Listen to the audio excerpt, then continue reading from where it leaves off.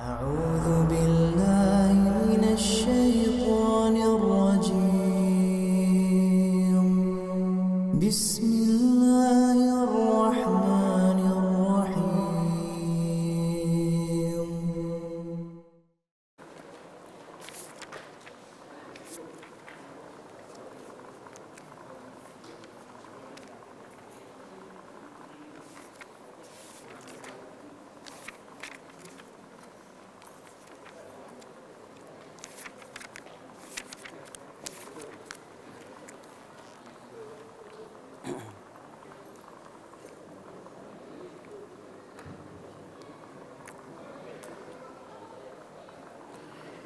Bismillahirrahmanirrahim. Assalamualaikum warahmatullahi wabarakatuh.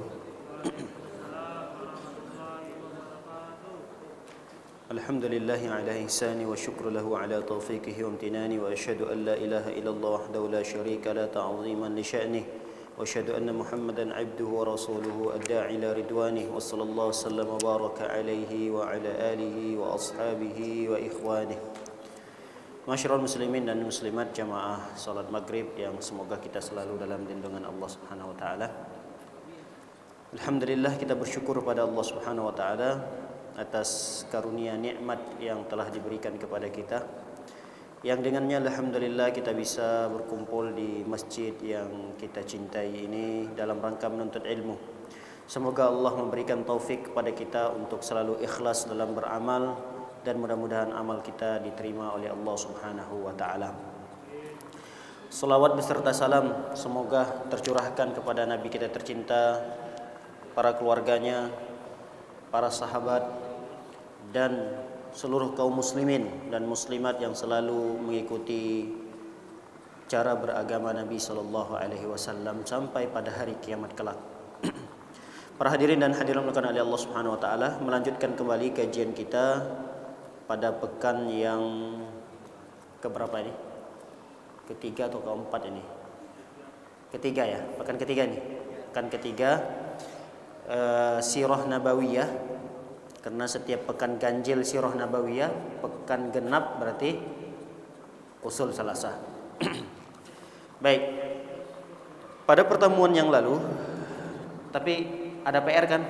Masih ingat kan ya?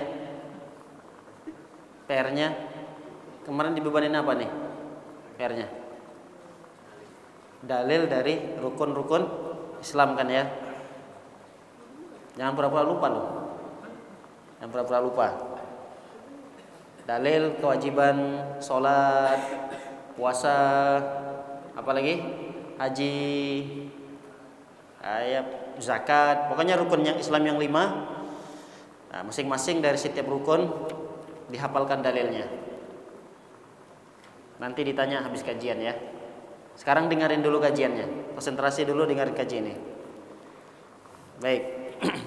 Bapak-bapak tenang aja, enggak ditanya insyaallah. Yang ditanyain adik-adik kita. Baik.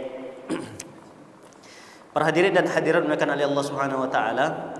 Pada pertemuan yang lalu kita sudah menjelaskan bagaimana upaya Abu Jahal menghalangi dakwah Nabi sallallahu alaihi wasallam. Maaf, bukan Abu Jahal, bahkan paman kandung Nabi. Abu siapa?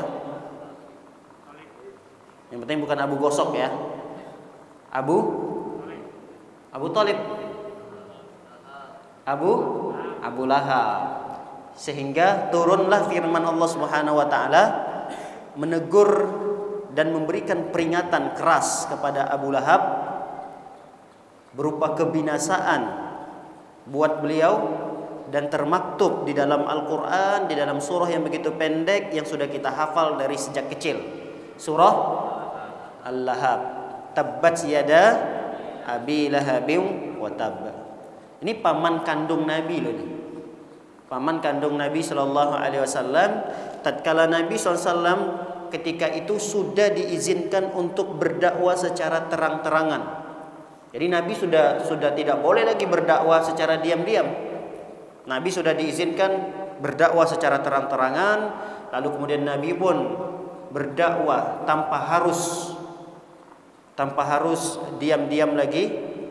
Dan Rasul sallallahu alaihi wasallam yang diutamakan ketika itu adalah berdakwah untuk keluarga dulu. Nah, Nah, termasuk Abu Lahab ini adalah keluarga Nabi Shallallahu Alaihi Wasallam. Tatkala Nabi mengumpulkan keluarganya, lalu Nabi Shallallahu Alaihi Wasallam mengajak mereka untuk mentauhidkan Allah, untuk meninggalkan sesembahan selain Allah Subhanahu Wa Taala. Lalu kemudian Abu Lahab marah besar di sana. Lalu Abu Lahab mengatakan, tabban laka sa'iral yaum alihada jama'tana. Wahai Muhammad, celaka engkau setiap harinya. Setiap hari kamu celaka. Sepanjang waktu kamu celaka, wahai Muhammad. Apakah karena ini engkau mengumpulkan kami?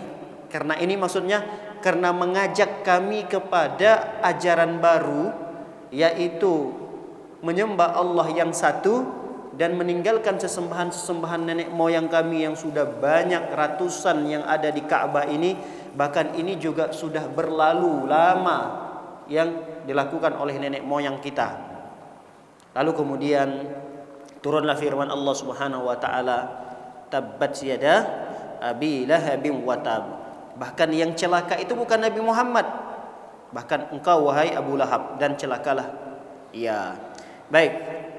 Setelah turun firman Allah Subhanahu wa taala mengancam Abu Lahab dengan kebinasaan dan kecelakaan yang begitu besar, lalu tentu teman-teman Abu Lahab yang lain dari pembesar-pembesar Quraisy tidak menginginkan dakwah Nabi SAW tersebar luas. Awalnya waktu Nabi SAW berdakwah secara sembunyi-sembunyi, ini biasanya orang-orang Quraisy tidak akan bertindak, nggak terlalu respon orang-orang Quraisy. Dulu pendahulu Nabi Shallallahu Alaihi Wasallam banyak, seperti Utsman bin Talha, Waraqah bin Naufal. Waraqah bin Naufal ini kan sepupunya Khadijah. Kemudian ada lagi Zaid bin Amr. Ini adalah sosok mereka-mereka orang-orang yang beragama tauhid. Tapi memang Islam belum datang ketika itu. Agama yang dibawa oleh Nabi belum. Tapi mereka-mereka ini berada pada agama yang hanif, agama yang lurus, agama Nabi Ibrahim. Cuma mereka-mereka yang beragama yang lurus ini, mereka enggak berdakwah, enggak mengajak. Sehingga orang-orang kafir Quraisy ketika itu tidak merasa terusik. Biarkan saja mereka meyakini bahwa apa yang kami sembah ini adalah yang salah. Toh nanti juga dakwah mereka akan hilang, sirna begitu saja. Dengan berlalunya masa akan berlalu dakwah itu. Tidak ada pengikutnya. Makanya Waraqah bin Naufal ini kan tempat Nabi SAW yang pernah kita ceritakan, di mana Khadijah membawa Nabi SAW untuk menenangkan hatinya, untuk berkonsultasi. Kira-kira siapa sosok orang yang pernah, sosok makhluk yang pernah datang kepada Nabi SAW ketika di Gua Hira. Dijelaskan oleh Waraqah bin Naufal. Artinya ada segelintir orang di zaman itu yang masih mentauhidkan Allah ada. Ada segelintir orang. Cuma segelintir orang ini nggak aktif. Artinya tidak mengajak, ayo kita bertauhid kepada Allah. Kenapa? Karena memang tidak ada kewajiban bagi mereka untuk berdakwah. Beda Nabi SAW yang sudah diangkat menjadi Rasul. Sudah ada di pundak beliau kewajiban untuk menyampaikan risalah itu. Makanya Nabi SAW ketika diwajibkan untuk menyampaikan dakwah secara terang-terangan, udah orang-orang kafir Quraisy kebakaran jenggot kalau bahasa kita. Ini bahaya ini. Muhammad dan teman-temannya bahaya. Ini kalau dibiarkan, ini akan merusak. Ajarnya akan merusak, memperpecah belah umat, memperpecah belah keluarga, dan seterusnya. Apa upaya yang mereka lakukan? Nah, ini upaya yang mereka pertama sekali yang mereka lakukan adalah ketika Rasul Sallallahu Alaihi Wasallam diwajibkan untuk berdakwah secara terang-terangan, beberapa bulan yang akan datang itu masuk musim haji. Jadi orang-orang kafir Quraisy dulu juga berhaji, beribadah haji. Cuma ibadah haji yang mereka lakukan tidak seperti apa yang disyariatkan oleh Nabi Ibrahim. Mereka yang penting mereka ibadah haji, dan yang datang ke Mekah ketika itu tidak hanya orang-orang yang sekitar Jazirah Arab saja, dari luar banyak. Ada yang dari Yaman, ada yang dari Syam, ada yang dari Mesir. Jadi zaman itu Mekah juga sudah ramai. Nah, orang-orang kafir Quraisy mengkhawatirkan jangan-jangan Muhammad nanti akan mengambil momen ini untuk berdakwah kepada para pendatang-pendatang nih, penziarah-penziarah yang ingin beribadah ke Mekah. Lalu di sini mereka buat strategi. Apa yang harus kita sepakati? Lalu kemudian yang kita sepakati itu kita sematkan nanti kepada Muhammad. Apabila nama itu atau gelar itu kita sebutkan, orang akan menjauhi dan menghindari Muhammad ini. Kumpullah orang-orang kafir Quraisy, pembesar-pembesarnya. Lalu mereka bermusyawarah, kira-kira tuduhan apa yang cocok untuk Muhammad ini, sehingga kalau tuduhan itu disebutkan, orang-orang yang datang untuk beribadah haji tidak akan mau dekat dengan Muhammad tersebut. Ada di antara mereka Al-Walid bin Mughirah, ini termasuk pembesarnya ya. Al-Walid bin Al-Mughirah ini istilah kita ketua forumnya lah. Ketua forum yang ditunjuk untuk menyebutkan tuduhan apa yang cocok untuk Muhammad ini. Lalu Al-Mughirah Al-Walid bin Al-Mughirah minta pendapat kepada senior-seniornya, kepada para pejabat-pejabat Quraisy yang kafir ketika itu. Ada di antara mereka mengatakan, "Wahai Al-Walid bin Mughirah, bagaimana kalau kita sematkan gelar celaan pada Muhammad bahwa Muhammad inilah kahin?" Apa itu kahin? Kahin.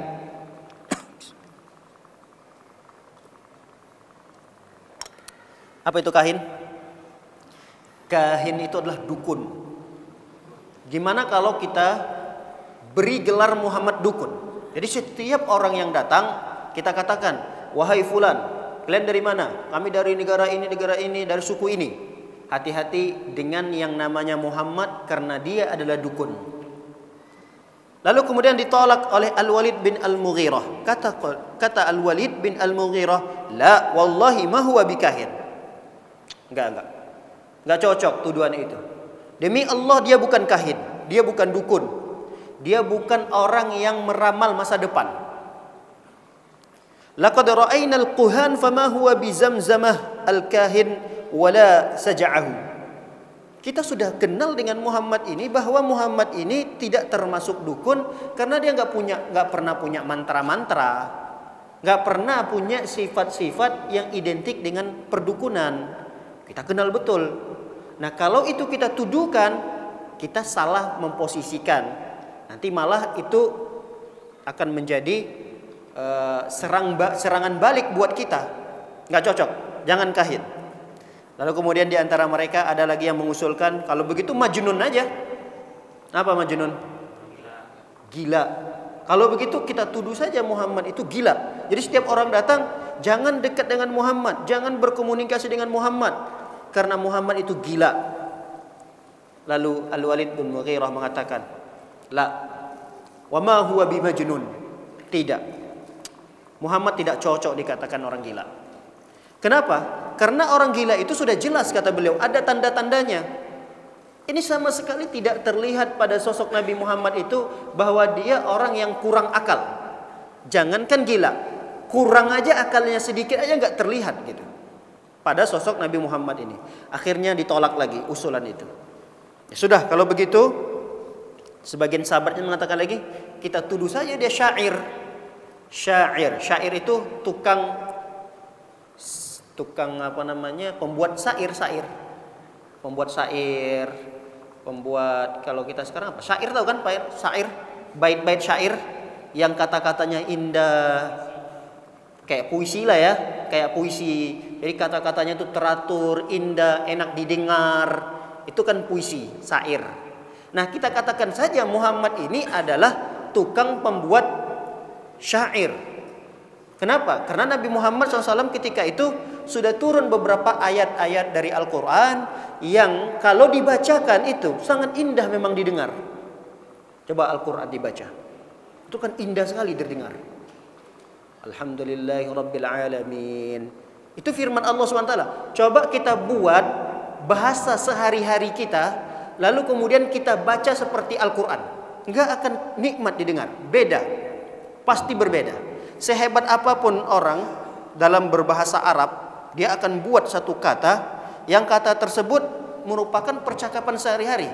Lalu dia baca percakapan sehari-hari itu seperti baca Quran. Pasti orang yang sudah terbiasa telinganya dengar Al-Quran, ini nggak enak.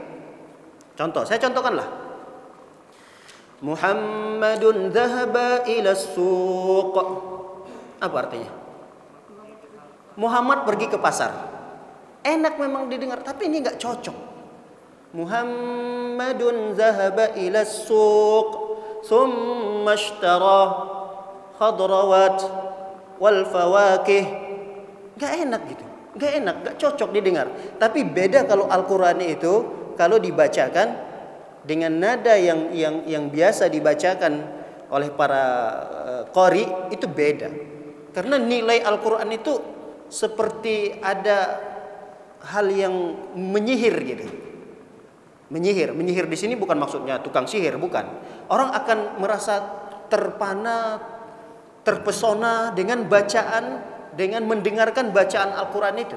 Makanya cocok nih kalau dituduhkan Muhammad itu tukang buat bait-bait syair. Jadi seakan-akan mereka ingin menuduh bahwa Al-Quran itu bukan firman Allah. Itu yang ingin mereka yang ingin mereka fokuskan sebenarnya. Bagaimana caranya bahwa firman-firman Allah yang merupakan wahyu itu tidak diterima oleh para pendatang nanti, karena sesungguhnya apa yang dibacakan oleh Muhammad itu semata-mata buatan dan karangan beliau gitu. Beliau tukang syair. Lalu kemudian Al-Walid bin Al-Mughirah mengatakan enggak cocok kita katakan, kita tuduh bahwa Muhammad ini tukang buat bait syair. Karena kita kenal betul dari sejak beliau ini kecil gitu. Sampai beliau dewasa, sampai beliau sudah menikah, sampai beliau umur 40 tahun. Kita udah bermuamalah lama dengan Muhammad ini. Gak mungkin Muhammad ini bisa membuat bait-bait syair itu.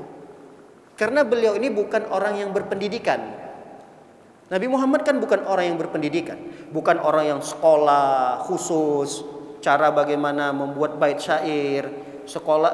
Tidak, Nabi Muhammad termasuk dari sejak beliau kecil sampai dewasa, sampai beliau nanti diangkat menjadi Rasul, beliau itu tidak dikenal dengan sosok orang yang berpendidikan. Sehingga beliau digelar dengan ummi. Apa itu ummi? Ummi itu berasal dari kata Apa ummun apa? Ibu. Kalau ummi itu adalah anak yang baru lahir dari ibunya. Paham? Anak yang baru lahir dari ibu bisa baca, bisa nulis. Nah, kira-kira seperti itulah Nabi Muhammad SAW itu. Nabi Muhammad itu dikatakan ummi. Ummi itu apa? Tidak bisa baca, tidak bisa nulis. Itu dari sejak kecil sampai beliau dewasa. Jadi kalau kita katakan Muhammad ini tukang buat bait-bait syair, nggak cocok. Dari mana beliau belajar gitu?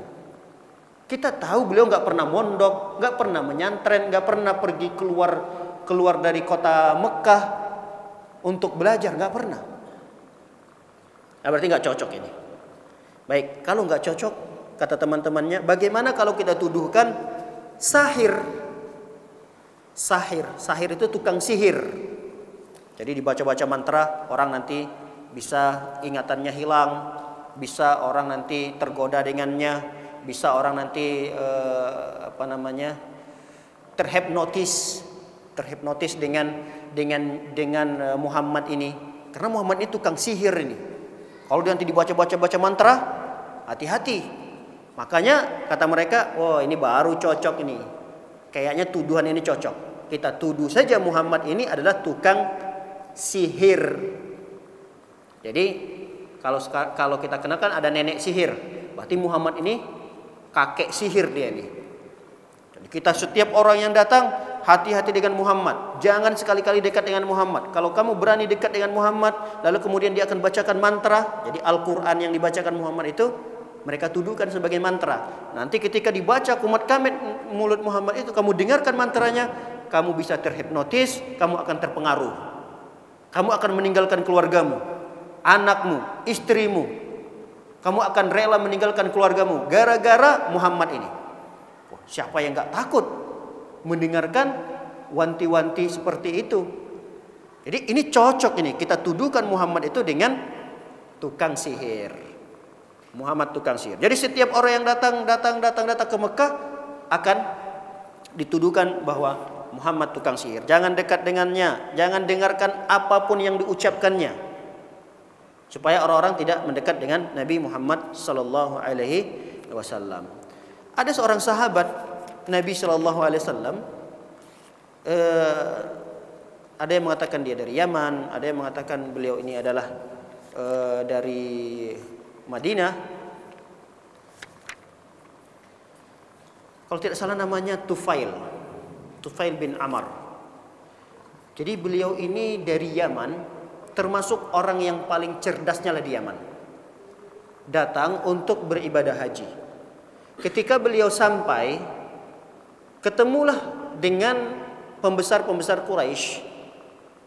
Kemudian diberikan peringatan, wahai Tufail, ketika engkau ingin melakukan ibadah haji, satu permintaan kami, jangan mencoba untuk ketemu dengan yang namanya Muhammad, karena nama Muhammad itu belum banyak di sana.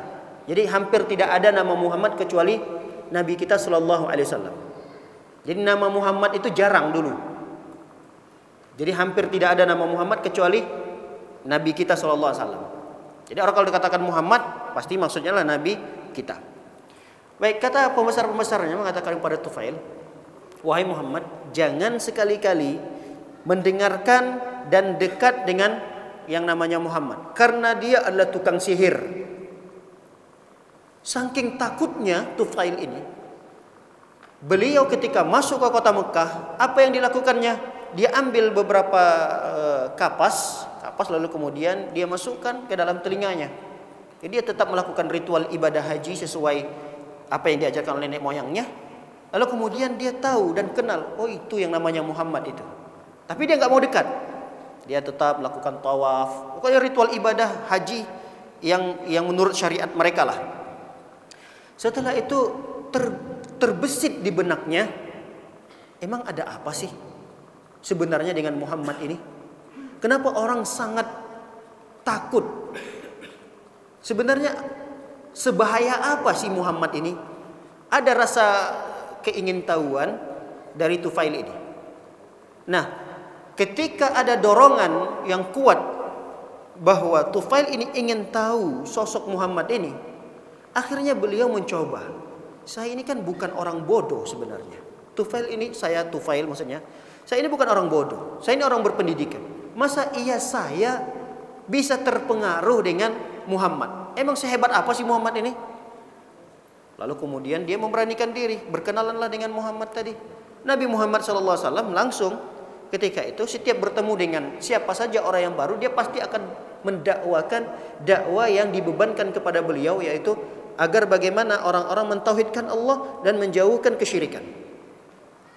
Ketika itu dibacakanlah oleh Nabi SAW beberapa potongan ayat.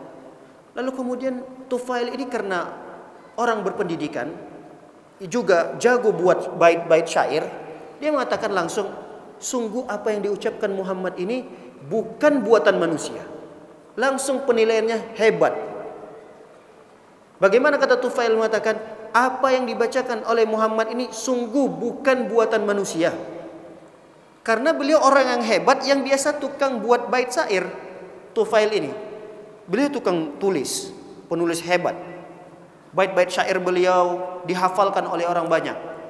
Nah, ketika Nabi Muhammad SAW membacakan potongan-potongan ayat Al-Quran, langsung penilaian beliau mengatakan, ini bukan buatan manusia. Keingintahuannya begitu besar, lalu kemudian minta agar Nabi Muhammad SAW mengajarkan beliau beberapa perkara-perkara. Diajarkan oleh Nabi SAW. Lalu kemudian beliau masuk Islam. Nah, ini yang sebenarnya yang dikhawatirkan oleh orang-orang kafir Quraisy. Jadi dituduhkan Nabi Muhammad SAW tuduhan-tuduhan yang sangat menakutkan apabila didengar oleh orang, supaya tidak dekat dan tidak mau mendengarkan apa yang dibawa oleh Nabi Muhammad sallallahu alaihi wasallam. Lalu kemudian Al-Walid bin Al-Mughirah mutar otak lagi. Ini bagaimana caranya? Cocok atau tidak nih kalau kita tuduhkan Muhammad ini tukang sihir. Berpikir lagi Al-Walid bin Mughirah. Ya sudahlah kalau begitu. Kita putuskan bahwa Muhammad ini tukang sihir. Dia punya mantra-mantra yang sangat berbahaya. Kalau mantra-mantra itu dibacakan, orang akan terhipnotis, orang akan rela meninggalkan keluarganya, dia akan meninggalkan istrinya, meninggalkan anaknya. Lalu turunlah firman Allah Subhanahu wa taala menegur Al-Walid bin Al-Mughirah ini. Kita bisa lihat dalam surah Al-Muddatsir ayat yang ke-11 sampai ayat yang ke-26. Kata Allah Subhanahu wa taala, "Innahu fakkara wa qaddar." Innahu, hu di sini maksudnya Al-Walid bin Mughirah. Sesungguhnya Al-Walid bin Mughirah ini berpikir keras, fakkara, berpikir bagaimana caranya untuk menjauhi umat dari Nabi Muhammad SAW. Gimana caranya nih orang-orang yang jamaah haji ini jauh dari Nabi SAW. Berpikir keras beliau, wa qaddar, lalu beliau pun menetapkan. Apa yang ditetapkannya? Tetapkanlah bahwa tuduhan terhadap Muhammad yang cocok adalah beliau tukang sihir. Fakutila kaifa qaddar, celakalah Al-Walid bin Mughirah ini karena sudah menetapkan Nabi Muhammad sallallahu alaihi wasallam sebagai tukang sihir. Summa kutila kaifa qaddar, kemudian celaka dan binasalah Al-Walid bin Mughirah karena sudah memutuskan suatu perkara yang tidak ada pada diri Nabi Muhammad sallallahu alaihi wasallam. Summa nazar, kemudian beliau perhatikan lagi. Summa abasa wa basar, kemudian Al-Walid bin Mughirah mulai abas itu cemberut, kemudian mulai bermuka masam. Kenapa? Karena melihat dakwah Nabi SAW semakin hari semakin bertambah pengikutnya. Dan itu tidak hanya wilayah Mekah saja. Kesempatan Nabi SAW untuk menyebarkan agama Islam ke penjuru alam, momennya adalah di musim haji itu. Makanya nanti akan banyak yang masuk Islam itu adalah mereka-mereka yang dari Madinah, yang dari Yasrib, belum Madinah namanya, dari Yasrib. Yasrib itu jauh dari kota Mekah, sekitar 500 kiloan.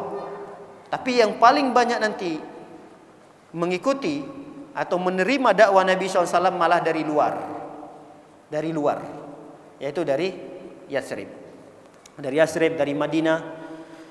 Baik, para hadirin dimuliakan oleh Allah Subhanahu wa taala. Lalu setelah ini terjadi, apa lagi yang harus dilakukan untuk menghalangi dan membentengi dakwah Muhammad sallallahu alaihi wasallam ini? Yang mereka lakukan yang kedua adalah asalibu syatta li mujabahatid da'wah, yaitu menentang dan menghadapi dakwah Nabi sallallahu alaihi wasallam dengan cara as-sukhriyah wa tahkir, mencelah, mengejek, menghina, mendustakan dan mentertawai, menganggap lucu, mengolok-olok dakwah Nabi sallallahu alaihi wasallam. Dan ini akan menghancurkan mental Nabi sallallahu alaihi wasallam dan mental para sahabat. Gimana tidak hancur mental seseorang ketika selalu dibully? Makanya kan banyak anak-anak itu, mohon maaf, keluar kadang, beberapa yang saya dapati anak-anak dari jamaah itu kadang keluar dari pondok, kasusnya yang sering terjadi itu adalah pembulian aja. Jadi ada teman-temannya yang baru mondok, baru berkenalan sebulan 2 bulan, udah nggak betah, minta pulang. Kenapa pulang? Tanyain, karena diledekin sama teman-temannya. Jadi hancur mentalnya karena dibully. Nah, inilah perkara yang pertama sekali di antaranya adalah yang dilakukan oleh orang-orang kafir Quraisy. Bagaimana caranya kita menghancurkan mental Nabi, kemudian para sahabat-sahabat Nabi Shallallahu Alaihi Wasallam. Nah, di antara yang mereka lakukan adalah mereka tuduhkan Nabi Muhammad SAW gila. Dan itu disebutkan oleh Allah SWT. Wa qalu ya ayyuhalladzi nuzila alaihi dzikru innaka lamajnun. Berkata orang-orang kafir Quraisy, wahai orang yang diturunkan Al-Quran, zikir Al-Quran, sesungguhnya kamu itu gila wahai Muhammad. Nah, kalau Nabi Muhammad terus dibully, di kalangan orang-orang kafir Quraisy, gila, gila, gila, gila. Ini para pengikut-pengikutnya ini kan jatuh mentalnya. Dia kasihan melihat Nabi SAW selalu dihina, dicaci, dimaki, didustai. Akhirnya para sahabat-sahabat itu mulai melemah. Ada yang mengatakan lagi tuduhan-tuduhan terhadap Nabi SAW dengan tukang sihir, pendusta. Itu dituduhkan kepada Nabi sallallahu alaihi wasallam. Wa ajibu an ja'ahum mundhirun minhum wa qala al-kafiruna hadza sahirun kadzdzab. Mereka menuduhkan Nabi Muhammad SAW tukang sihir, Nabi Muhammad SAW tukang dusta. Ada di antara mereka lagi yang mengatakan bahwa pengikut-pengikut Nabi Muhammad SAW hanya orang-orang yang lemah. Enggak ada orang-orang yang kuat. Enggak ada orang-orang yang terpandang yang ngikuti Nabi SAW. Yang ngikuti Nabi SAW Bilal bin Rabah, kemudian Ali bin Abi Thalib masih kecil, anak-anak. Apa kekuatan anak-anak? Pokoknya enggak ada lah yang mengikuti Nabi SAW itu tokoh-tokoh yang terpandang. Kecuali ketika itu, saat itu hanya Abu Bakar. Abu Bakar pun karena posisinya enggak kuat, karena dia sendiri masih belum kuat, sehingga tuduhan ini cocok memang untuk menghancurkan mental para sahabat ketika itu yang baru masuk Islam. Apa sih keistimewaan Islam yang dibawa oleh Muhammad itu? Toh yang ikut dengan Muhammad itu adalah orang-orang yang miskin-miskinnya, yang hamba sahaya. Apa hebatnya itu agama? Apa hebatnya Muhammad? Gak ada kelebihannya. Ini tuduhan-tuduhan yang luar biasa yang menghancurkan mentalnya Nabi Muhammad SAW dan para sahabat ketika itu yang baru masuk Islam, ya, jumlah mereka yang belum banyak. Lalu kemudian selain mereka menghancurkan mental para sahabat dan Nabi SAW dengan menghina, mencaci maki, mendustakan Nabi SAW, mereka juga yang kedua yang mereka lakukan adalah menebarkan syubhat dan kabar dusta. Mereka tebarkan syubhat. Di antara syubhat yang mereka tebarkan adalah mereka tuduh wahyu itu apa yang disampaikan oleh Nabi Muhammad SAW itu hanya mimpi kosong. Bayangkan, kalau ada anak kita, ya misalnya anak kita udah berupaya keras, dia nulis cerita, dia gambar misalnya, gambar pemandangan, sudah dia lukis indah, dia cat. Lalu kita sebagai orang tua, kita katakan pada hasil daripada apa yang dibuat oleh anak kita, jelek amat sih ini. Harusnya begini. Coba perhatikan anak kita. Gimana mentalnya saat itu, langsung kita nilai ini jelek, nggak bagus. Apaan sih ini? Kira-kira seperti itulah Nabi Muhammad SAW dan para sahabat ketika itu. Nabi Muhammad SAW diledek, kemudian dituduh bahwa wahyu itu hanya sekedar mimpi-mimpi kosong. Adghasu ahlam. Adghasu ahlam itu kalau kita terjemahkan ya mimpi kosong, cuma dongeng. Asatirul awwalin. Dituduhkan wahyu itu adalah asatirul awwalin, cuma dongeng. Al-Quran yang menceritakan tentang kisah Nabi Musa, Nabi Ibrahim, Nabi Adam, itu cuma dongeng doang, itu dongeng. Itu enggak ada. Dituduhkan sebagai dongeng. Dan saat ini ada yang menuduhkan bahwa Al-Quran yang di dalamnya cuma cerita-cerita doang, apa manfaat yang bisa diambil dari Al-Quran itu? Toh kisah itu juga tidak tahu kebenarannya. Bisa jadi Muhammad cuma hanya mendongeng saja dalam Al-Quran. Sampai sekarang ada yang menuduhkan seperti itu. Dan tuduhan ini sudah ada sejak dahulu di zaman Nabi Muhammad SAW. Jadi kita tidak perlu kaget kalau ada yang mengatakan Al-Quran hanya berisi kisah-kisah yang tidak bisa dibuktikan kebenarannya. Coba siapa yang bisa membuktikan kebenaran kisah Nabi Adam? Kisah Nabi Adam turun dari surga, lalu kemudian terpisah dengan Hawa, bertemu dengan Hawa, lalu kemudian beranak pinak dan seterusnya. Siapa yang bisa membuktikan itu secara ilmiah dan bisa diterima? Kalau sekarang kan ada istilah orang analisanya itu ketika dipresentasikan bisa dicerna oleh otak, oleh akal, bisa diterima oleh akal, baru kita katakan oh ini benar. Karena bisa dinilai oleh panca indera kita. Bisa dinilai oleh mata, bisa dirasakan. Nah, siapa yang bisa merasakan kisah Nabi Adam? Enggak ada. Jangankan jauh kepada Nabi Ibrahim lah. Siapa yang bisa menceritakan tentang kebenaran adanya Nabi Ibrahim dan keluarganya? Susah untuk kita menjelaskan kepada mereka. Susah. Nah, itulah yang terjadi pada orang-orang kafir Quraisy ini. Mereka tuduhkan apa yang dibawa oleh Muhammad itu cuma dongengan belaka. Ngapain kalian bodoh-bodoh ikut dengan Muhammad? Cuma mendongeng doang kalian ikuti gitu. Dia itu pendongeng. Dituduhkan lagi Nabi Muhammad SAW dengan tuduhan-tuduhan seperti itu.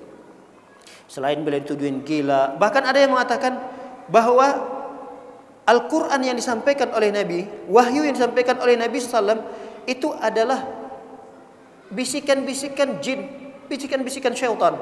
Lihat kata mereka, nuduhkan, innalahu jinnan aw syaitanan yatanazzalu alaihi kama yanzilul jinnu wasyayatin alal kuhan. Kata orang-orang kafir Quraisy menuduh Nabi Muhammad, sesungguhnya Muhammad itu punya peliharaan jin, peliharaan syaitan. Yang peliharaan ini juga biasanya dimiliki oleh dukun-dukun. Dukun kan biasanya berinteraksi dengan jin. Mereka percaya bahwa dukun itu punya jin. Nah, Nabi Muhammad SAW ini juga sama punya dukun. Seperti dukun punya jin. Jadi jin itulah yang membisikkan mantra-mantra tersebut. Jadilah Al-Quran. Kalian cuma dibodohi oleh Muhammad, kata mereka. Menebarkan syubhat-syubhat kepada orang-orang yang sudah mulai beriman kepada Nabi SAW. Ada syubhat yang lainnya yang ditebarkan oleh mereka, bahwa kok Nabi itu manusia biasa? Nabi itu harusnya dari kalangan malaikat, terlihat sakti. Kok Nabi dari manusia biasa, kemudian makan, minum, berjalan di pasar? Apa bedanya dengan kita manusia biasa? Kok sama gitu? Nabi itu kok sama seperti manusia biasa? Harusnya Nabi itu punya kelebihan. Ini disebutkan oleh mereka, dan tuduhan ini diabadikan oleh Allah Subhanahu wa taala dalam Al-Qur'an. Allah Subhanahu wa taala menyebutkan banyak dalam Al-Qur'an bahwa mereka mengolok-olok Nabi SAW, menebarkan syubhat, ma li hadzal rasul. Rasul apa sih ini? Kata mereka. Saking kasarnya mereka menuduh, Rasul seperti apa sih seperti ini? Masa seperti ini Rasul? Ya'kulut ta'am, dia makan, wa yamshi fil aswaq, jalan di pasar. Masa Nabi seperti itu? Nabi harusnya enggak seperti itu. Kalau dia mau butuh makan, tinggal tersedia makan atas meja. Gitu harusnya Nabi, gitu harusnya Rasul. Ingin mereka itu seperti itu. Ngapain Nabi harus ke pasar lagi? Ngapain Nabi butuh berjalan? Tinggal terbang aja lah. Kejap mata, sampai ke mana misalnya? Ke Indonesia. Dulu Nabi kan di mana? Di Mekah. Kalau Nabi SAW mau ke Indonesia ini, tinggal baca mantra apa gitu, dibaca komat kamit, nyampe langsung ke Bekasi misalnya. Kok Nabi nggak seperti itu? Rasul nggak seperti itu gitu. Pengen mereka itu seperti itu Rasul. Pengennya Mekah itu, kenapa tinggalnya di Mekah? Ya harusnya kalau dia Nabi, tinggalnya di Mekah boleh. Cuma punya istana besar lah gitu. Punya istana besar, punya pengikut banyak. Pakaiannya bukan seperti kita. Pakaiannya adalah yang membedakan lah. Ini Rasul, tapi sama seperti kita manusia biasa gitu. Gak ada yang membedakannya. Jadi tuduhan-tuduhan subuhat ini mereka lontarkan untuk melemahkan keimanan para sahabat ketika itu. Bayangkan kalau kita hidup di zaman itu mendengarkan fitnah-fitnah tersebut. Mungkin kita akan yang tadinya beriman kepada Rasul udah mulai menipis keimanan dan keyakinan kita. Oh iya ya, betul juga ya. Enggak lebih hebat ternyata Muhammad ini dibandingkan dengan fulan itu. Fulan itu dia punya mantra-mantra, kalau ada orang sakit dia bacakan mantra langsung sembuh. Oh, berarti fulan itu lebih hebat dari Muhammad ini. Coba kalau kita saksikan di zaman Nabi SAW penyaksian seperti itu, bisa jadi kita masuk pada barisan orang-orang kafir Quraisy yang tidak mengimani Nabi Muhammad SAW. Karena subuhat yang dilontarkan di zaman itu juga begitu gencar dan dahsyatnya. Baik, para hadirin dimuliakan oleh Allah Subhanahu wa taala. Di antara yang dituduhkan kepada Nabi sallallahu alaihi wasallam adalah kenapa Rasul itu orang yang kecil, miskin, orang yang melarat. Kenapa? Kenapa beliau itu diutus dari anak yang yatim, ditinggal mati oleh ayah sebelum lahir, ditinggal mati oleh ibu, umurnya 6 tahun. Kenapa? Kenapa dari orang miskin gitu?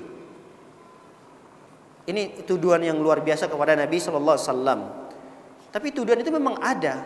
Hanya sekedar mereka ingin membungkus tuduhan-tuduhan tersebut supaya menjadikan keimanan para sahabat kita itu semakin rancu, semakin berkurang.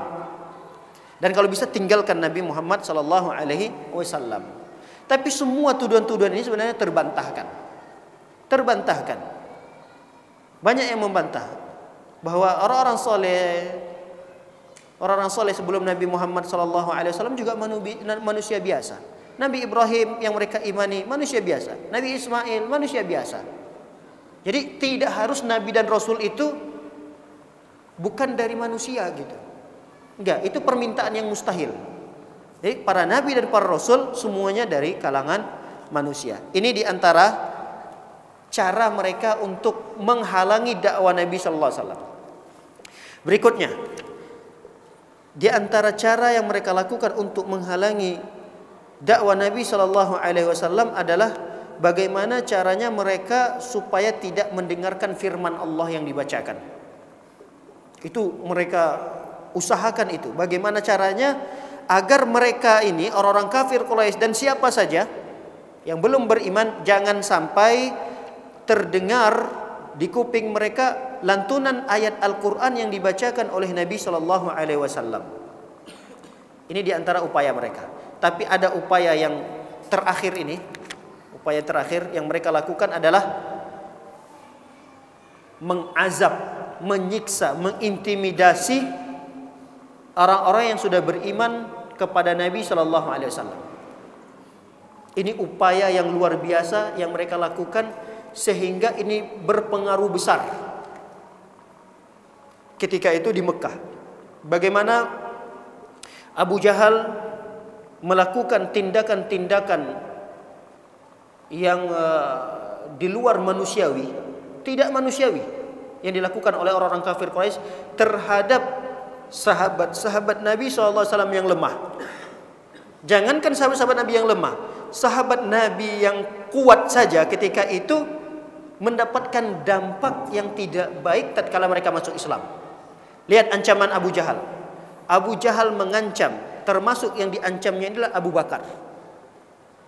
Kalau kata Abu Jahal, kalau yang masuk Islam itu adalah orang-orang yang kuatnya, orang-orang yang terpandang, tokohnya, maka kami akan boikot dia. Kalau udah diboikot, hancur bisnisnya. Abu Bakar yang pembisnis hebat nih, kalau dia masuk Islam, kami akan putuskan hubungan kerjasama. Customer-customernya kan tentu banyak orang-orang kafir Quraisy dong. Pelanggan-pelanggannya. Kami akan sampaikan kepada pelanggan-pelanggannya, jangan belanja lagi dengan Abu Bakar. Hancur usaha Abu Bakar. Kalau yang masuk Islam itu adalah orang-orang lemahnya, maka kami akan siksa. Karena orang besarnya seperti Abu Bakar nggak mungkin mereka berani tangkap Abu Bakar, lalu kemudian mereka cambuk, mereka lempari, mereka jemur, mereka timpakan benda berat, nggak mungkin. Karena Abu Bakar orang besar, tokoh ketika itu. Kalau Abu Bakar berani diusik, dicelah, disakiti, tentu Abu Bakar punya karyawan-karyawan. Beliau juga pemimpin di satu sukunya. Kalau dia pemimpin di satu sukunya, berarti dia punya massa. Dia punya pengikut Abu Bakar ini. Ini Abu Bakar kalau ditarik, dijewer telinganya, ini nggak akan diam nih pengikut-pengikut Abu Bakar. walaupun pengikutnya ketika itu belum masuk Islam. Karena orang Arab itu dikenal dengan fanatik kesukuannya kuat. Orang-orang Arab itu fanatik kesukuannya kuat. Walaupun ketua sukunya itu tidak sepemahaman, tidak seakidah. Tapi kalau yang dicolek adalah sukunya, semua yang satu suku ini akan ikut menyerang. Enggak berani. Abu Bakar disakiti, diculik, enggak berani. Tapi Abu Bakar akan diancam nih usahanya, bisnisnya akan dibangkrutkan. Tapi kalau yang masuk Islam dari kalangan sahabat itu adalah orang-orang lemahnya, langsung disiksa sama orang-orang kafir. Di antara contoh sahabat Nabi SAW yang disiksa oleh orang-orang kafir Quraisy adalah Utsman bin Affan. Utsman bin Affan ini sebenarnya orang yang terpandang juga. Cuma di kala itu dia masih remaja ya. Belum seperti sehebatnya Abu Bakar. Dia tuh masih punya paman. Kalau Abu Bakar ini kan udah tokoh dia. Udah jadi kepala gitu di sukunya. Kalau Utsman bin Affan ini dia masih punya banyak paman. Nah, lihat apa yang dilakukan oleh paman-pamannya ini terhadap Utsman bin Affan radhiyallahu taala anhu. Yaluffuhu fi hasirin min waraqin nakhil, thumma yudkhinuhu min tahtihi. Jadi, yang dilakukan pada Utsman bin Affan ini karpet, kalau bahasa kita ini karpetnya lebar. Tuh Utsman bin Affan digulung dalam karpet itu. Terbayang? Tergambarkan deh. Pernah di jahilin nggak temannya seperti itu? Ini karpet itu ada ditidurin, Utsman bin Affan ditidurin, lalu digulung nih sama karpetnya. Tidak sampai di situ doang. Lalu kemudian diberi asap, dibakar itu. Di sini diceritakan bahwa summa yudkhinuhu min tahti. Jadi karpetnya itu terbuat dari dari dedaunan korma, dikumpulin gitu. Itu kalau dibakar kan terbakar tuh. Dan kalau dibakar korma itu punya batang-batang yang kalau dibakar nanti asapnya banyak. Pokoknya tergambar lah ya. Asapnya banyak. Nah, asapnya itu akan masuk dalam gulungan itu. Bisa dibayangkan itu seperti apa orang di dalamnya gitu. Gak bisa ngapa-ngapain. Jangankan kita yang sedang berada dalam ikatan karpet seperti itu. Kita kalau melewati gumpalan asap, kita lewat gini aja, mata kita perih gitu. Susah bernafas. Misalnya kita dalam ruangan nih, tanya ruangan itu asapnya sangat banyak. Itu kan tersiksa sekali. Itulah yang didapatkan oleh Utsman bin Affan radhiyallahu taala anhu. Itu masih ringan itu, termasuk masih ringan. Coba kita lihat contoh yang lain yang terjadi di sahabat yang lain. Di antaranya adalah Mus'ab bin Umair. Mus'ab bin Umair ini juga termasuk anak orang yang terpandang lah. Termasuk anak yang lahir udah jadi miliarder. Karena orang tuanya kaya raya. Jadi Mus'ab bin Umair ini kalau pakaiannya itu beda sendiri dari teman-temannya. Parfumnya beda sendiri.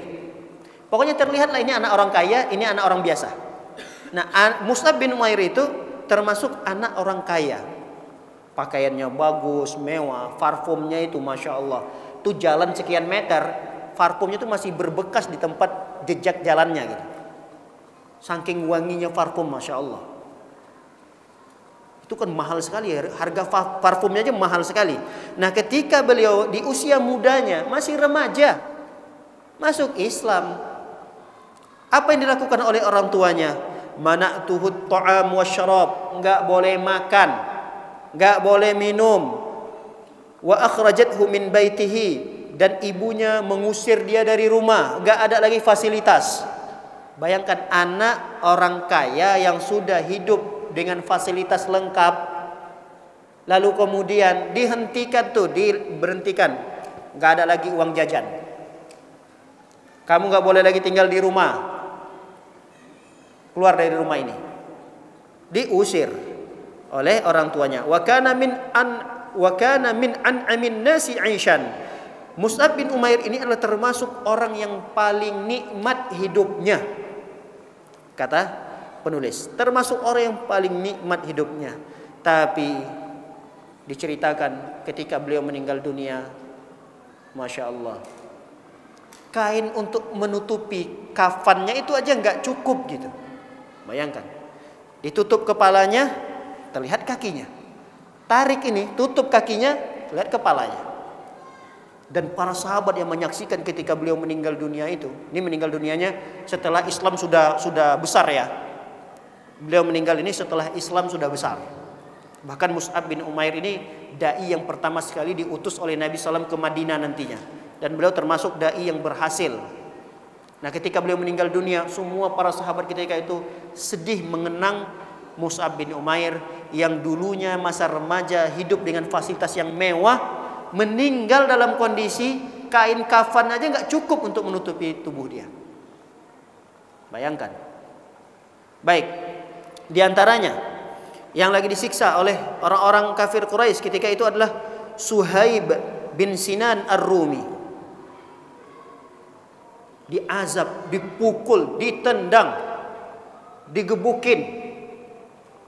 Itu gebukin si Suhaib ini, sahabat Nabi radhiyallahu taala anhu.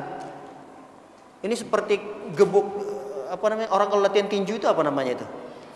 Hah? Apa? Itulah namanya. Pahaman ya? Bukan pisang ya. Bukan batang pisang. Bukan batang pisang. Itu digebukin sampai pingsan. Bahkan di dalam riwayat diceritakan bahwa Suhaib ini sampai nggak sadarkan diri, seperti udah kayak orang gila. Gimana nggak seperti orang gila? Itu otak kepala dipukul-pukul gini, udah kayak apa gitu.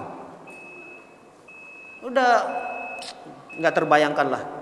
Waliyadzubillah. Kita sekarang masya Allah hidup nikmat sekali, beragama tidak diganggu, duduk di majelis seperti ini, nggak ada yang semua enak gitu. Zaman kita masya Allah tidak merasakan penderitaan yang dirasakan oleh sahabat-sahabat Nabi Shallallahu Alaihi Wasallam. Azan dulu, silakan azan dulu.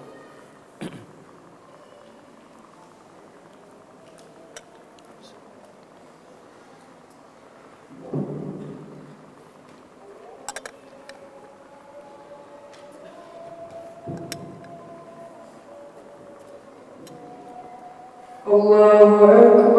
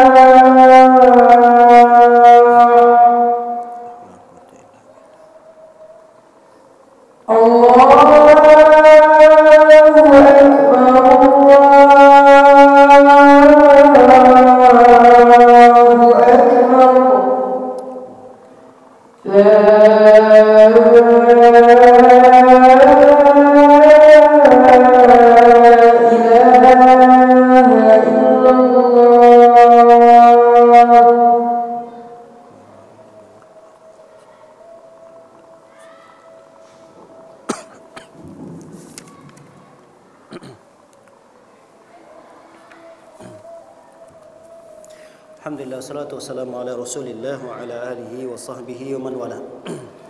Baik, kita masuk pada upaya orang-orang Quraisy untuk menghentikan dakwah Nabi sallallahu alaihi wasallam atau memberikan peringatan kepada yang lain agar mengambil pelajaran, jangan sampai kalian mengikuti Muhammad. Kalau kalian mengikuti Muhammad, kalian akan diperlakukan seperti mereka-mereka ini. Itu yang ingin mereka sampaikan. Pesan itu yang sebenarnya yang mereka ingin sampaikan. Kalian jangan sekali-kali ikuti Muhammad. Kalau kalian ikuti Muhammad, kalian akan diperlakukan seperti mereka-mereka ini. Di antaranya yang mereka perlakukan yang tidak baik, yang tidak manusiawi, walaupun itu adalah hamba sahaya. Dialah seorang sahabat mulia Nabi sallallahu alaihi wasallam yang bernama Bilal bin Rabah. Ini Bilal bin Rabah ini budak sahaya, hamba sahaya, orangnya hitam. Memang mohon maaf, fisiknya memang jelek lah ya, jelek. Tapi beliau ini sangat mulia karena beliau ini sahabat Nabi Shallallahu Alaihi Wasallam. Lihat bagaimana perlakuan orang-orang kafir Quraisy terhadap seorang sahabat Nabi yang mulia ini, walaupun dia seorang budak, Bilal bin Rabah. Dia ini adalah budaknya Umayyah bin Khalaf. Umayyah bin Khalaf itu termasuk pembesarnya orang-orang Quraisy. Yang kita tahu kan bahwa Bilal bin Rabah ini cuma mendapatkan siksaan yang kita kenal. Beliau dijemur di tengah matahari yang terik, yang panas, kemudian batu besar menghimpit dada beliau. Itu kan siksaan yang paling berat yang kita pernah dengarkan. Tapi kita nggak membaca siksa yang pertama sekali yang dialami oleh beliau itu ada tahapan-tahapannya, itu paling beratnya nanti. Kita lihat tahapan yang pernah dilakukan oleh Umayyah bin Khalaf ini. Diceritakan dalam satu riwayat bahwa Bilal bin Rabah ini udah dibuat seperti, mohon maaf, anjing. Mohon maaf. Mungkin kalau anjing terlalu kasar ya, anggaplah seperti kucing. Tapi jarang orang mainin kucing gitu. Yang banyak itu adalah anjing yang dikasih tali di lehernya lalu kemudian ditarik-tarik. Nah, kira-kira Bilal bin Rabah ketika itu seperti itulah kondisinya. Anggaplah bayangan kita seperti kucing itu lalu kemudian diikat oleh seseorang lehernya. Setelah diikat, dia ditarik secara paksa. Kucing itu gak mau ditarik kucing itu. Kemudian kucing itu diberikan talinya kepada anak-anak. Namanya anak-anak tahu apa dia? Yang penting dia terhibur, tertawa dengan lihat kucing itu. Nah, seperti itulah kira-kira yang dilakukan kepada Bilal bin Rabah. Bilal bin Rabah itu lehernya diikat dengan tali. Kemudian talinya itu diberikan kepada anak-anak. Rame anak-anaknya. Ditarik sama anak-anak. Ditariknya bukan 1 meter, 2 meter. Ngelilingin gunung.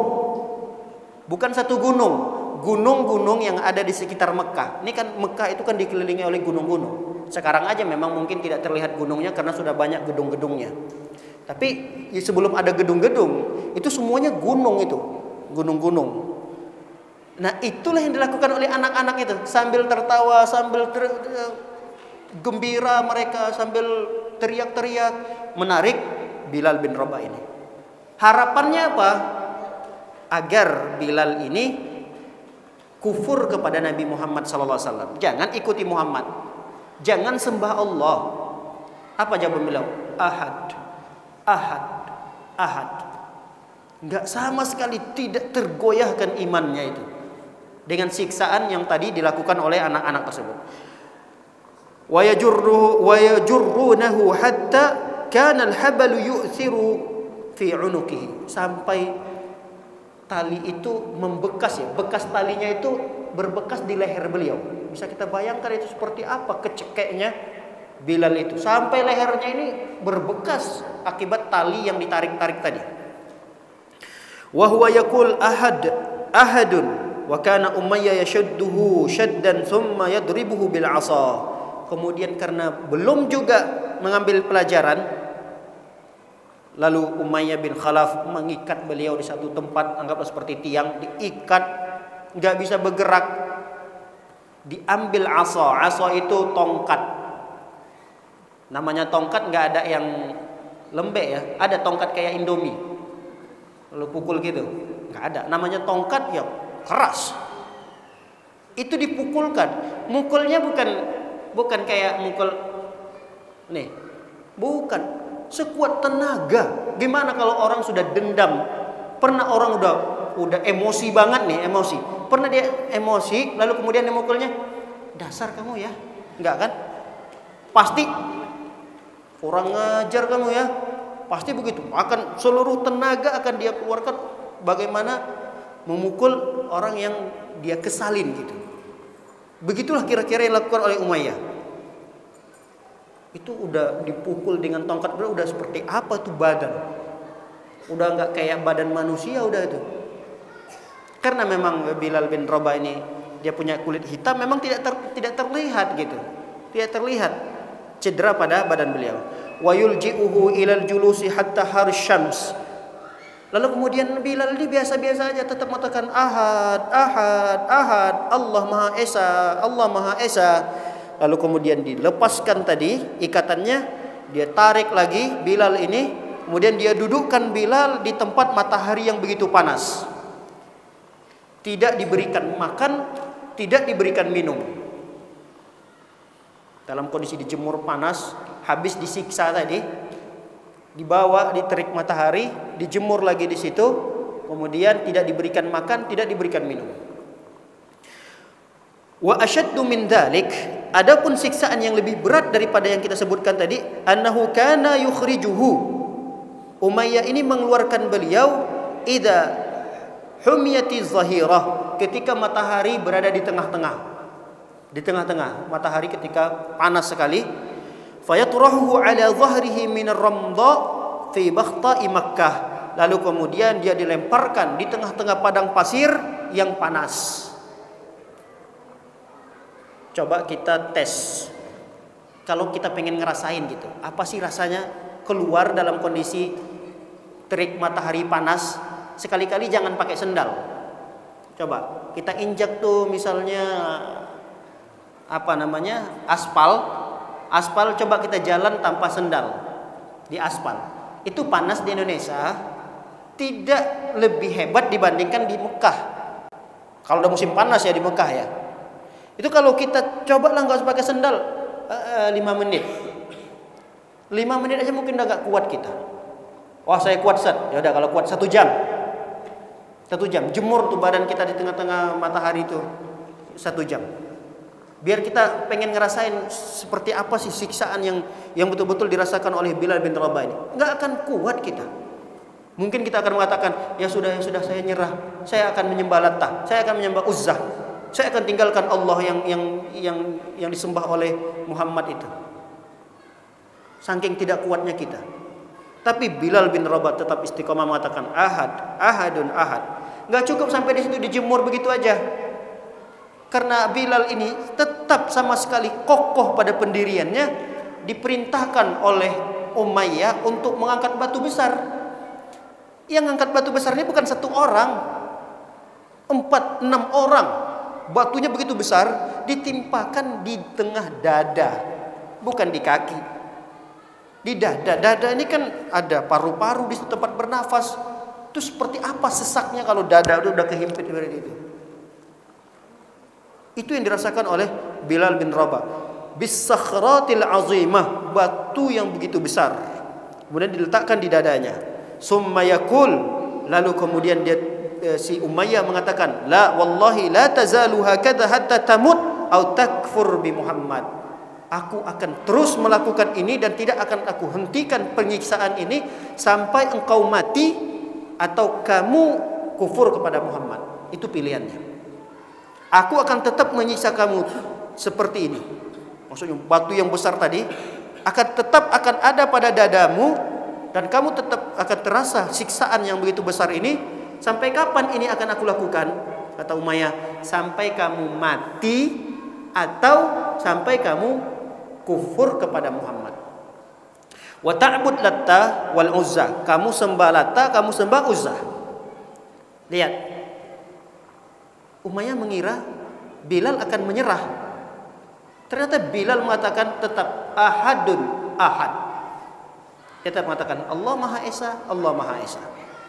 Subhanallah. Fayaqul hakadha wa yaqul law a'lam kalimatin min aghyaz lakum minha likillatiha.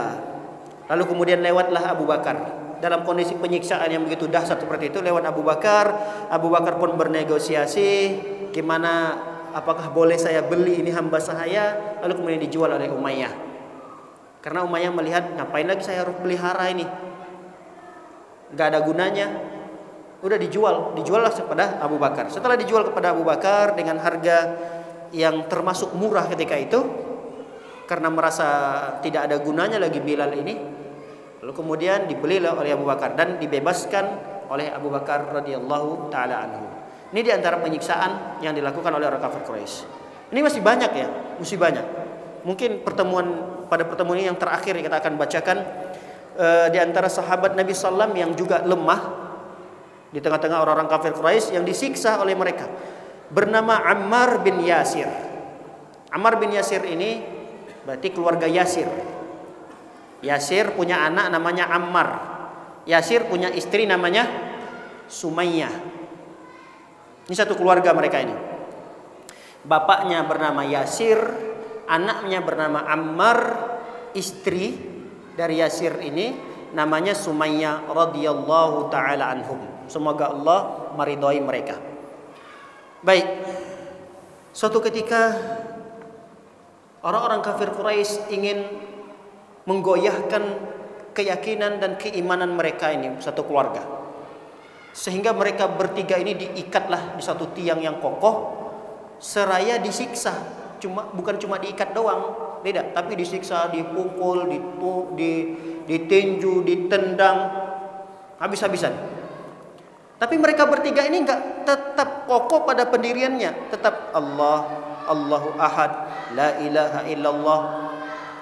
Gimana caranya nih supaya mereka sekeluarga ini kembali kepada agama nenek moyangnya? Lalu kemudian yang dilakukan oleh orang kafir Quraisy ketika itu adalah membunuh ibunya dulu. Ibu si Ammar ini, istri daripada Yasir. Makanya para ulama menyebutkan perempuan yang pertama sekali mati syahid adalah Sumayyah ini. Apa yang diperlakukan oleh orang kafir Quraisy ketika itu? Mohon maaf. Diambil sebilah kayu yang panjang, anggaplah seperti tongkat atau tombak. Yang tombak itu ditusukkan ke kemaluannya, lalu kemudian sampai keluar ke mulutnya. Gak terbayang seperti apa itu penyiksaan yang dirasakan oleh Sumayyah. Mati langsung di tempat. Sumayyah radhiyallahu taala anha mati di tempat. Lalu kemudian dilihat langsung oleh Ammar anaknya, dilihat oleh suaminya langsung oleh Yasir. Berpindah kepada Yasir. Bagaimana Yasir? Apakah kamu tetap pada pendirianmu setelah melihat istrimu disiksa seperti itu, mati di tempat? Yasir mengatakan, la ilaha illallah.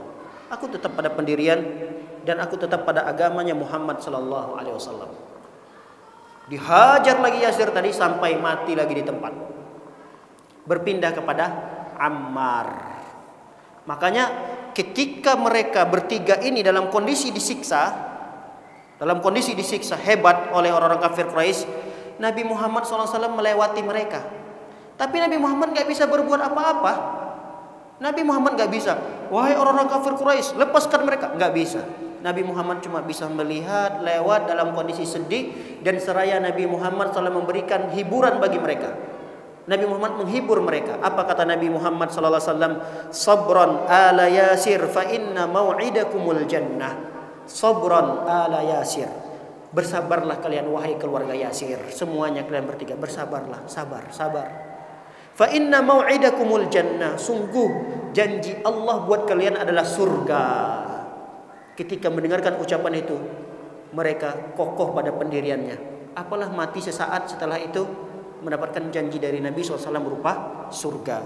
Nah, kembali kepada Ammar tadi, karena dia adalah giliran yang terakhir, anaknya setelah melihat ibunya sudah wafat, ayahnya sudah wafat akibat dari kekejaman orang-orang kafir Quraisy ketika itu, lalu kemudian Ammar merasa takut dengan kematian. Lalu kemudian dia mengucapkan kalimat kufur.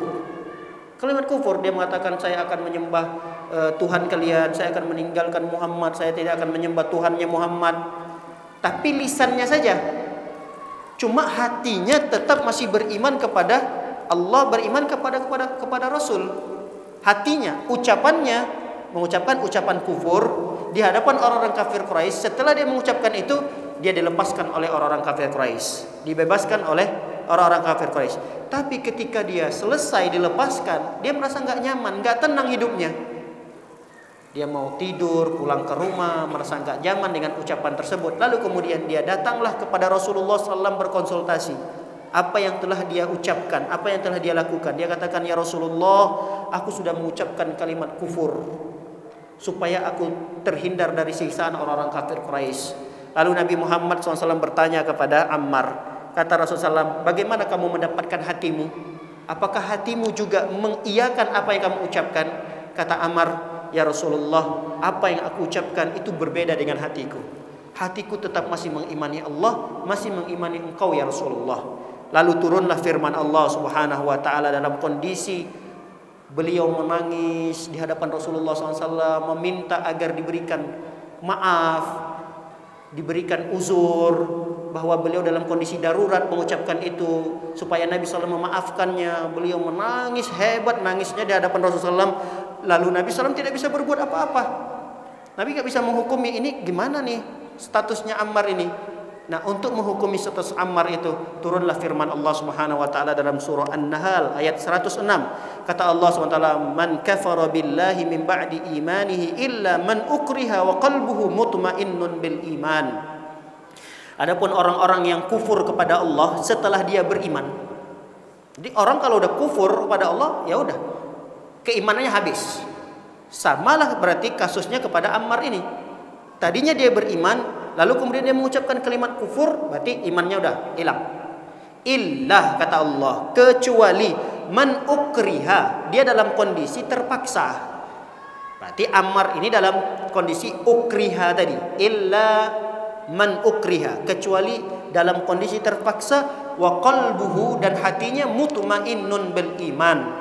Hatinya tetap dalam kondisi tenang dalam beriman kepada Allah, tetap masih mengimani Rasul, mengimani risalah dan seterusnya. Itu yang didapati pada diri Ammar. Sehingga Ammar termasuk orang yang masih kokoh pada pendiriannya, yaitu mengikuti agama Nabi Muhammad SAW. Ini beberapa contoh di antara siksaan yang dihadapi oleh para sahabat-sahabat Nabi SAW. Jadi jangan sekali-kali kita mengatakan, wah enak ya hidup di zaman Nabi SAW, bisa menjadi sahabat Nabi, dapat keutamaan besar. Enak ya bisa hidup bersama Nabi, bisa melihat wajah Nabi, bisa mendengarkan Nabi membacakan Al-Quran, diimami oleh Nabi. Wah enak di zaman Nabi. Ya, jangan ada ucapan yang seperti terlontar pada lisan kita. Ini tidak boleh, haram hukumnya, terlarang mengucapkan ucapan itu. Kenapa? Karena ini tidak akan mungkin terjadi lagi. Dan kalau itu mungkin terjadi, andai kata kita lalu kemudian dihidupkan oleh Allah di zaman Nabi, belum tentu kita akan termasuk sahabat Nabi yang mengimani Nabi SAW dalam kondisi fitnah yang begitu besar, siksaan, intimidasi dan berbagai macam siksaan-siksaan yang dihadapi dan didapati oleh para sahabat ketika itu. Waliyadzubillah. Jangan sampai ada ucapan-ucapan seperti itu. Kita syukuri kita terlahir dalam kondisi muslim, ini adalah nikmat yang begitu besar. Syukuri aja itu udah. Apalagi kita kondisi muslim lalu kemudian mengenal sunnah lagi, Masya Allah, beragama dengan cara Rasul beragama. Ini udah nikmat begitu besar. Udah cukup syukuri aja nikmat itu. Jangan ada kata enak ya di zaman Rasulullah, bisa bertemu Rasulullah, bisa mendengarkan Rasul baca Quran dan seterusnya. Jangan itu yang kita harapkan. Harapkan apa yang sudah kita dapatkan dan syukuri itu semuanya. Wallahu taala alam bisawab. Demikian, wasallallahu ala nabiyina Muhammadin wa ala alihi wasahbihi wasallam ajmain. Subhanakallahumma bihamdika asyhadu an la ilaha illa anta astaghfiruka wa atubu ilaik. Assalamualaikum warahmatullahi wabarakatuh.